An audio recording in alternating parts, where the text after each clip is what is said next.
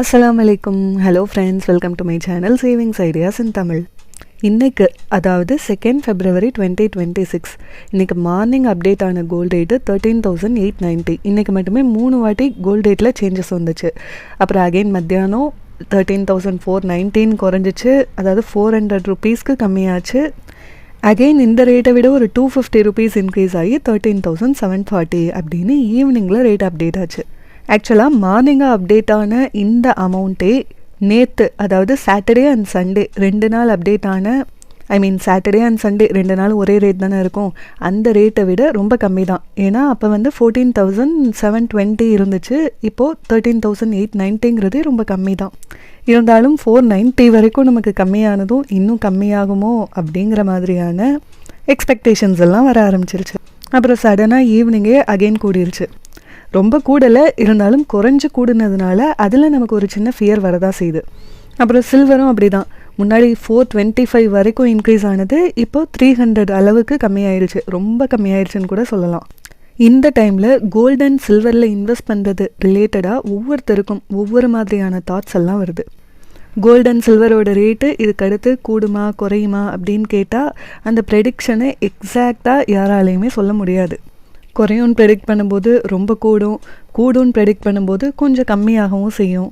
So நம்மக்கிட்ட amount இருக்கும்போதே ஓரளவுக்கு கம்மியாகிற மாதிரியான ஃபீல் இருந்துச்சுன்னா, கோல்டு ரேட்டோ சில்வர் ரேட்டோ ஓரளவுக்கு கம்மியாகிற மாதிரியான ஃபீல் இருந்துச்சுன்னா நம்ம போய் இன்வெஸ்ட் பண்ணிடுறது பெஸ்ட்டு. ஆர் கோல்டெல்லாம் நம்ம டிஜி கோல்டுலே கொஞ்சம் கொஞ்சமாக போட்டு வச்சுக்கிறது பெஸ்ட்டு. அப்படி வாங்கினதுக்கப்புறமா ரேட் இன்க்ரீஸ் ஆகுதுன்னா அது நினச்செல்லாம் நம்ம எக்காரணத்தை கொண்டும் ஃபீல் பண்ணிடவே கூடாது. ஏன்னா நம்ம இன்றைக்கி வாங்கி நாளைக்கே விற்கிறதுக்காகலாம் வாங்கலை, லாங் டேர்மில் நமக்கு நல்ல பெனிஃபிட் இருக்கணுங்கிறதுக்காக தான் இந்த மாதிரியான இன்வெஸ்ட்மெண்ட் எல்லாம் நம்ம பண்ணுறோம். நம்மக்கிட்ட அமௌண்ட்டாகவே வச்சுக்கிட்டு இன்னும் விலை குறையட்டும் அப்புறம் வாங்கிக்கலாம் அப்படின்னு நம்ம வச்சுருந்தோன்னா விலை கூடுச்சுனாலும் நமக்கு பிரச்சனை, அப்புறம் அமௌண்ட்டாக வச்சுருக்கும் போது அதுக்குன்னு ஏதாவது ஒரு செலவு வந்துருச்சுனாலும் பிரச்சனை. ஏன்னா காசாக வச்சுருக்கும் போது எங்கேருந்து செலவு வரும்னே சொல்ல முடியாது. அப்புறம் கோல்டு காயினாக தான் இன்வெஸ்ட் பண்ணுங்கிற ஐடியா இருந்துச்சுன்னா டிஜி கோல்டுலேயே நான் ட்ரிக்கியாக எப்படி இன்வெஸ்ட் பண்ணலாங்கிறதுக்காக கம்யூனிட்டி போஸ்ட்டில் டெய்லியுமே அமௌண்ட் போஸ்ட் பண்ணிக்கிட்டே இருக்கேன். அந்த அமௌண்ட்டே ரிப்பீட்டடாக நம்ம பே பண்ணும்போது நமக்கு எக்ஸ்ட்ரா மில்லிகிராம்ஸும் வரும். ஒரு கிராமோட ஆவரேஜ் ரேட்டே ஒரு 2000 கிட்ட கம்மியாக தான் நமக்கு ஆகும். இன்னும் ஒரு 330 டேஸ் வெயிட் பண்ணுற மாதிரி இருக்கும். ஆனால் 330 டேஸ்க்கு அப்புறமா ஒரு பல்கான கிராம்லேயே நம்ம காயினாக பர்ச்சேஸ் பண்ணிக்க முடியும். அப்புறம் ஃபஸ்ட்டு 75 டேஸ்க்குள்ளேயே நம்ம 1 கிராம் ஆர் மினிமம் ஒரு 500 மில்லிகிராமாவது சேர்க்குறதுக்கு பிளான் பண்ணிக்கிறது பெஸ்ட்டு. அப்புறம் நெக்ஸ்ட்டு 75 டேஸ்க்கு கூட நம்ம சேர்க்காமல் விட்டுறலாம். அப்படியே அதை விட்டுட்டு நெக்ஸ்ட்டு அக்கௌண்ட்டை ஓப்பன் பண்ணி அதில் நம்ம அகெயின் சேர்க்க ஆரம்பிக்கலாம். 76லேருந்து 150 டேஸ்க்கு உள்ள அந்த ட்ரிக் அமௌண்ட்டை கூட எனக்கு போட சொல்லி கமெண்ட்டில் சொல்லிட்டு தான் இருக்கீங்க. பட் என்கிட்ட இருக்கக்கூடிய அக்கௌண்ட்டில் 150 டேஸையும் தாண்டி போயிடுச்சு. இன்னும் 150 டேஸ்க்குள்ளேயே 75 டேஸ்க்கு உள்ளேயே இருக்கக்கூடிய அக்கௌண்ட்டாக இருக்குது. அதனால தான் அந்த 5% போனஸ்க்கான அந்த ட்ரிக் அமௌண்ட்டை என்னால் போட முடியல. பட் நான் கொடுக்குற சஜஷன் என்னென்னா, 75 டேஸ் முடிஞ்சிருச்சுன்னா இன்னொரு அக்கௌண்ட் க்ரியேட் பண்ணிக்கிட்டால் பெஸ்ட்டாக இருக்கும். ஏன்னா எக்ஸ்ட்ரா மில்லிகிராம்ஸ் நமக்கு ஆட் ஆகும்ல, 7% போனஸில் தான் நமக்கு எக்ஸ்ட்ரா மில்லிகிராம்ஸ் கிடைக்கும். இப்படி பண்ணும்போது 75 டேஸ்க்குள்ளேயே 1 கிராம் அப்படிங்கிற மாதிரி நம்ம டார்கெட் கூட சூப்பராக ஃபிக்ஸ் பண்ணிக்க முடியும். ஆர் குறைஞ்சதை 1/2 கிராம் கூட ஃபிக்ஸ் பண்ணிக்கலாம். அப்புறம் சில்வர் ரொம்ப கம்மியாயிருச்சுன்னு சொல்லியெல்லாம் ஃபீல் பண்ண வேணாம். ஆனால் என்ன, அது ஃபீல் பண்ணாமல் இருக்கிறதுக்கு கோல்டை விட சில்வரில் கொஞ்சம் கம்மியான பர்சன்டேஜில் மட்டும் நம்ம இன்வெஸ்ட் பண்ணிக்கிறது பெஸ்ட்டு. இப்போது எக்ஸாம்பிளுக்கு நம்ம கோல்டில் ஒரு 80% ஆஃப் அமௌண்ட்டை இன்வெஸ்ட் பண்ணுறோன்னா சில்வரில் ஒரு 20% மட்டும் இன்வெஸ்ட் பண்ணால் போதும். ஆர் இதுக்கு 90%, இதுக்கு 10%, அந்த மாதிரி பிரித்து இன்வெஸ்ட் பண்ணிக்கலாம். சில்வருக்கு கம்மியான அமௌண்ட்டே இன்வெஸ்ட் பண்ணிக்கிறது பெஸ்ட்டு. சில்வரில் காயின் இல்லைனா பார் அது வாங்குறது தான் நமக்கு பெஸ்ட்டாக இருக்கும். ஏன்னா அதுதான் 999 பியூரிட்டியில் இருக்கும். அப்புறம் கோல்டில் எனக்கு காயின் வேணாம், ஜுவல்ஸ் தான் வேணும் அப்படிங்கிற மாதிரியான பிளானில் இருக்கிறவங்களா இருக்கீங்கன்னா சிட் ஸ்கீம் போட்டுக்கலாம்.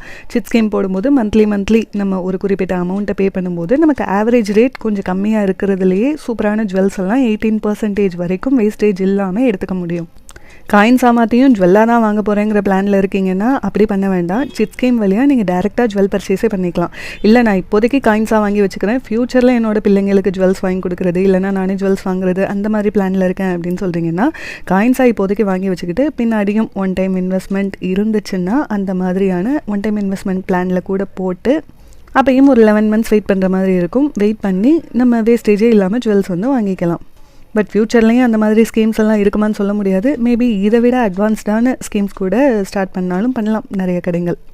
ஸோ ஃபைனலாக என்ன சொல்ல வரேன்னா, கோல்டு அண்ட் சில்வர் நமக்கு ஓரளவுக்கு கம்மியாக இருக்குது அப்படிங்கிற மாதிரியான ஃபீல் இருக்கும்போதே அதில் இன்வெஸ்ட் பண்ணிக்கலாம். இன்வெஸ்ட் பண்ணதுக்கு அப்புறமா நெக்ஸ்ட் டேவே இன்னும் கம்மியாகுதுன்னா அதை நினச்சி ஃபீல் பண்ணக்கூடாது. இன்னும் கூடுதுன்னா சந்தோஷப்பட்டுக்கலாம். குறைஞ்சிச்சினாலுமே கூட நம்ம ஒரு சில வருஷங்களுக்கு அப்புறமா அது எப்படியும் கூட தான் செய்யும் அப்படிங்கிற அந்த ஒரு ஹோப்போடு நம்ம சேவ் பண்ணிக்கலாம். இது தவிர இந்த வீடியோ பற்றின உங்களோட சஜஷன்ஸ் ஏதாவது இருந்துச்சுன்னா கமெண்ட் செக்ஷனில் சொல்லுங்கள். இந்த வீடியோ பிடிச்சிருந்துச்சுன்னா லைக் பண்ணுங்கள், ஷேர் பண்ணுங்கள். உங்கள் சேவிங்ஸ் ரிலேட்டடான இன்ட்ரெஸ்ட்டை இன்க்ரீஸ் பண்ணிக்கிறதுக்கு என்னோடய சேனலையும் சப்ஸ்கிரைப் பண்ணி வச்சுக்கோங்க. இன்னொரு நல்ல வீடியோவில் மீட் பண்ணலாம். பாய்.